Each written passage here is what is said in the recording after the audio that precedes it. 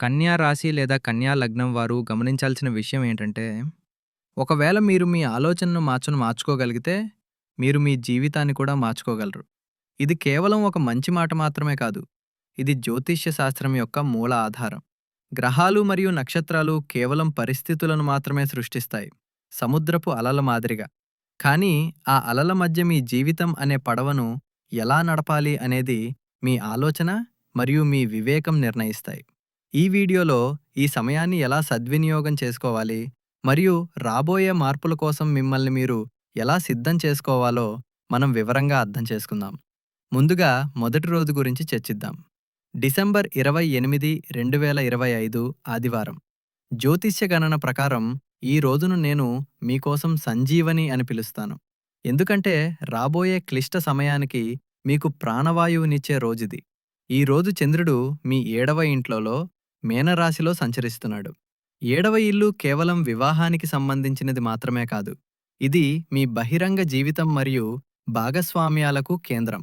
మనసుకి కారకుడైన చంద్రుడు 7వ ఇంట్లోకి వచ్చినప్పుడు మీ ధ్యాస్ స్వయం నుండి తొలగి ఎదుటివారిపై కేంద్రీకృతమవుతుంది. వ్యాపారపరంగా చూస్తే ఈరోజు జనసంపర్కం మరియు కొత్త సంబంధాలను ఏర్పరచుకోవటానికి అద్భుతమైనది.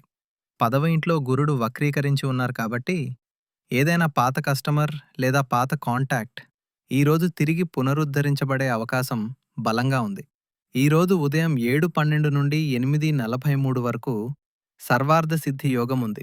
మీ దగ్గర ఏదైనా పెండింగ్లో ఉన్న పనుంటే లేదా ఎవరితోనైనా ముఖ్యమైన చర్చ చేయాల్సి ఉంటే ఇది అత్యుత్తమ సమయం. ఈరోజు తర్కం కంటే మీ సంబంధాలే మీకెక్కువ ఉపయోగపడతాయి. కన్యా లగ్నానికి చెందిన గృహిణులు మరియు జంటలకు నా ప్రత్యేక సలహా ఏంటంటే, కన్యా లగ్నం కావడం వల్ల మీరు తరచుగా పరిపూర్ణత కోసం వెతుకుతూ విమర్శనాత్మకంగా మారుతుంటారు. కానీ ఈరోజు చంద్రుడు మీకు సానుభూతి అనే బహుమతిని ఇస్తున్నాడు. గత వారం జరిగిన గందరగోళాలు మరియు మానసిక సంఘర్షణలకు ఈరోజు విరామం ఇవ్వండి.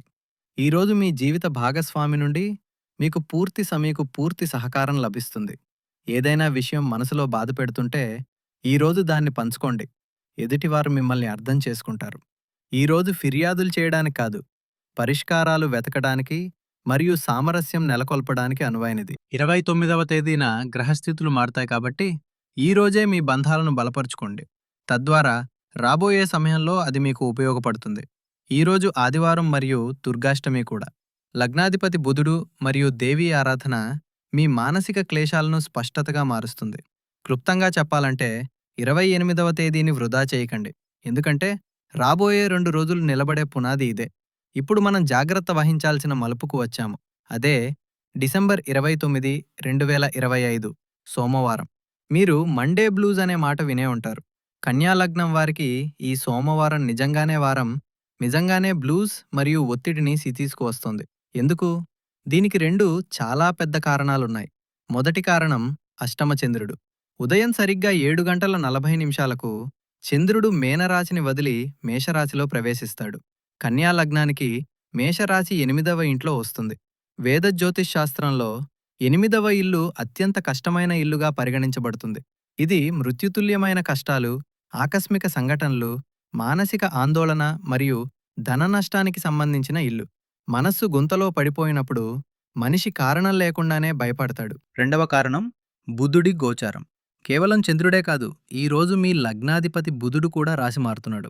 ఆయన వృశ్చికం నుండి బయటకు వచ్చి ధనుసు రాశిలోకి, అంటే మీ 4వ ఇంట్లోకి వెళ్తున్నాడు.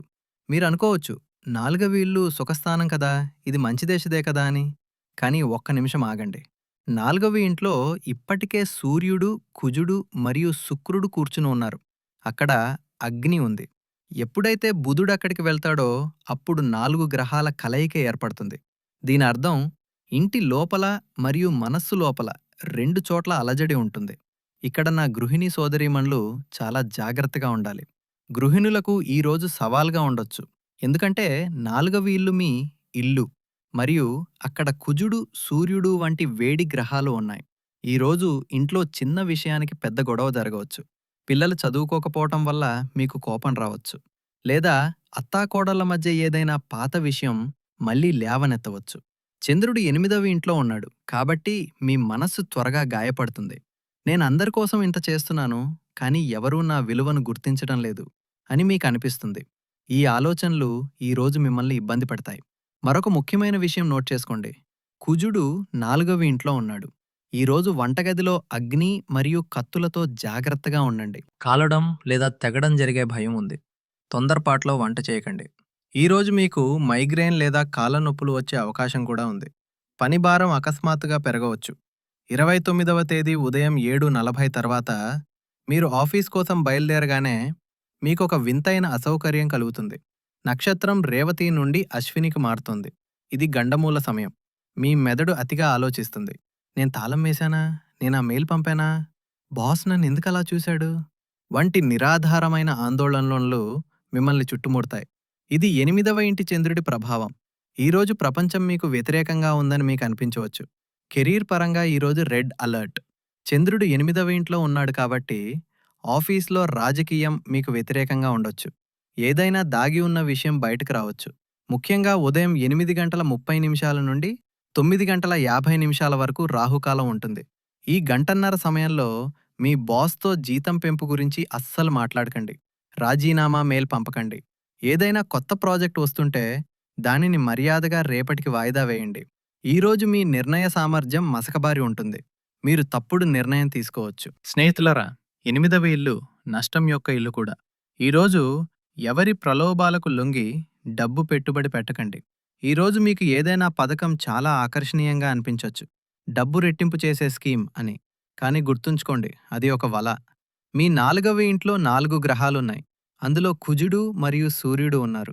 దీని అర్థం ఇల్లు లేదా వాహనంపై అకస్మాత్తుగా ఖర్చు రావచ్చు. కారు పాడవచ్చు. ఇంట్లో కుళాయి లేదా కరెంట్ సంబంధిత పెద్ద ఫాల్ట్ రావచ్చు. జేబు ఖాళీ అయ్యే యోగాలున్నాయి. ఆరోగ్యం విషయానికొస్తే 8వ ఇల్లు మరియు 6వ ఇంటి కనెక్షన్ కడుపు మరియు జీర్ణక్రియను ప్రభావితం చేస్తుంది. బుధుడు గోచారంలో ఉన్నాడు కాబట్టి మీ నాడీ వ్యవస్థ సున్నితంగా ఉంటుంది. మీరు డ్రైవ్ చేస్తుంటే ఈరోజు స్పీడ్ లిమిట్ దాటకండి. 8వ ఇంటి చెంతి చంద్రుడు మరియు అశ్విని నక్షత్రం ప్రమాదాలను సూచిస్తాయి. ఫోన్లో మాట్లాడుతూ బంటటాడుతూ బండి నడపకండి. ఈరోజు మంత్రం ఏమిటంటే ప్రతిస్పందించవద్దు. క్రియాశీలకంగా ఉండండి. రియాక్ట్ అవ్వకండి. కోపం వస్తే నీళ్లు తాగండి. ఎవరైనా రెచ్చగొట్టినా శాంతంగా ఉండండి. ఈ 24 గంటలు దాటవేయాలి. ఇప్పుడు మనం చివరి రోజైన డిసెంబర్ 30, 2025 మంగళవారం గురించి చూద్దాం. ఈరోజు ఉపశమనం లభిస్తుందా? నిజం చెప్పాలంటే గ్రహాల స్థితి ఇంకా తీవ్రంగానే ఉంది. చంద్రుడు ఈరోజు కూడా 8వ ఇంట్లోనే ఉన్నాడు. నక్షత్రం మారి భరణి అయింది.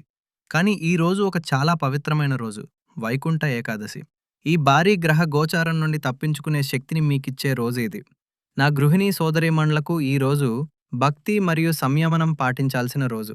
4 ఇంట్లో శుక్రుడు మరియు బుధుడు కూడా ఉన్నారు. ఈరోజు ఇంటిని అలంకరించాలని, ఫర్నిచర్ మార్చాలని లేదా కొత్త కర్టెన్లు వేయాలని మీ మనసు కోరుకుంటుంది. ఇది మంచిదే, కానీ బడ్జెట్ను దృష్టిలో ఉంచుకోండి. ఎందుకంటే చంద్రుడు 8వ ఇంట్లో ఉన్నాడు. ఇది ధన నష్టాన్ని సూచిస్తుంది. మరొక ముఖ్యమైన విషయం, 4వ ఇల్లు తల్లి స్థానం. అక్కడ సూర్యుడు మరియు కుజుడు ఉండటం వల్ల మీ తల్లిగారు మీతో ఉంటే ఆమె ఆరోగ్యం పట్ల శ్రద్ధ వహించండి. ఆమెతో అస్సలు వాదించకండి. ఈరోజు ఏకాదశి. మీరు ఉపవాసం ఉంటే చాలా శుభప్రదం. లేకపోతే ఈరోజు ఇంట్లో అన్నం వండకండి. తులసి మొక్క దగ్గర దీపం వెలిగించండి. దీనివల్ల ఇంటి క్లేశాలు శాంతిస్తాయి. ఈరోజు ఫోకస్ 4వ ఇంటిపై ఎక్కువగా ఉంటుంది. మీ 4వ ఇంట్లో సూర్యుడు, కుజుడు, శుక్రుడు మరియు బుధుడు 4 గ్రహాలు ఒకే చోట ఉన్నాయి. దీని అర్థం ఏమిటి? ఇంటి లోపల శక్తి చాలా ఎక్కువగా ఉంటుంది. చిన్న విషయంపై ఇంట్లో పెద్ద గొడవ జరగవచ్చు. చంద్రుడు 8వ ఇంట్లో మరియు కుజుడు 4వ ఇంట్లో ఉన్నందున మీరు మీ ఆఫీస్ కోపాన్ని ఇంటిపై చూపించవచ్చు లేదా ఇంటి కోపాన్ని ఆఫీస్లో చూపించవచ్చు. లవ్ లైఫ్ కోసం ఈరోజు చాలా జాగ్రత్తగా నడవాలి. ప్రేమకు కారకుడైన శుక్రుడు, సూర్యుడు మరియు కుజుడి మధ్య నలిగిపోతున్నాడు. పార్ట్నర్తో ఈగో క్లాషెస్ రావచ్చు. మీ పార్ట్నర్ మిమ్మల్ని అర్థం చేసుకోవటం లేదని మీకు అనిపిస్తుంది. ఈరోజు మౌనవ్రతం పాటించడం ఉత్తమమైన మార్గం. వాదనలో గెలవడానికి ప్రయత్నించకండి, లేకపోతే బంధం ఓడిపోతుంది.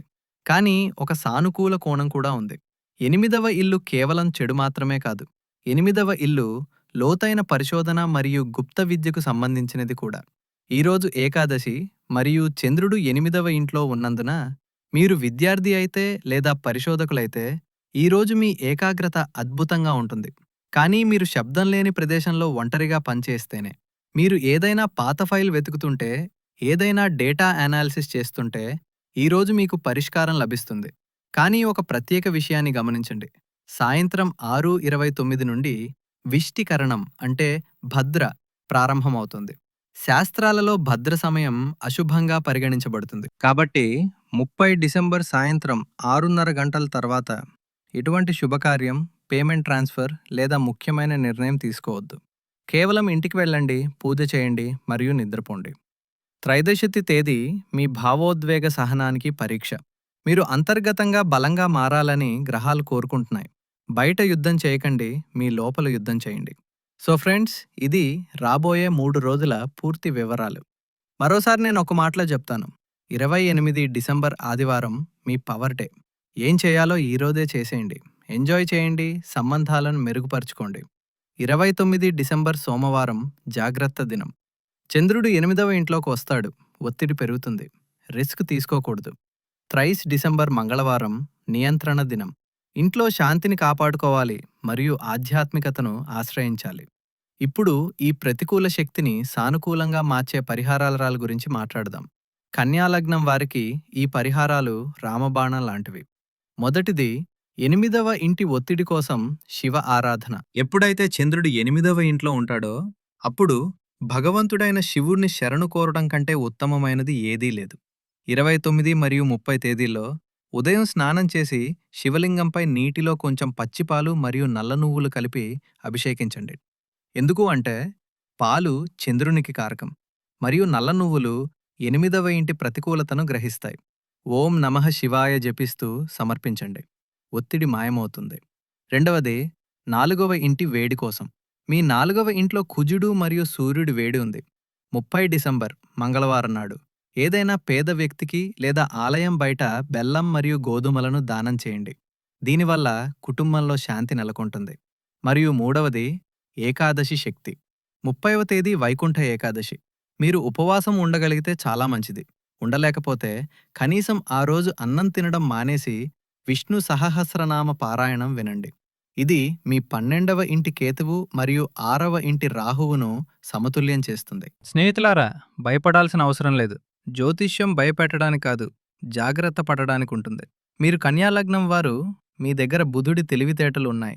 మీ బుద్ధిని ఉపయోగించండి. 29 మరియు 30 తేదీల్లో శాంతంగా ఉండండి మరియు చూడండి ఈ సమయం కూడా ఎలా గడిచిపోతుందో. ఈ విస్తృతమైన విశ్లేషణ మీకు నచ్చిందని ఆశిస్తున్నాను.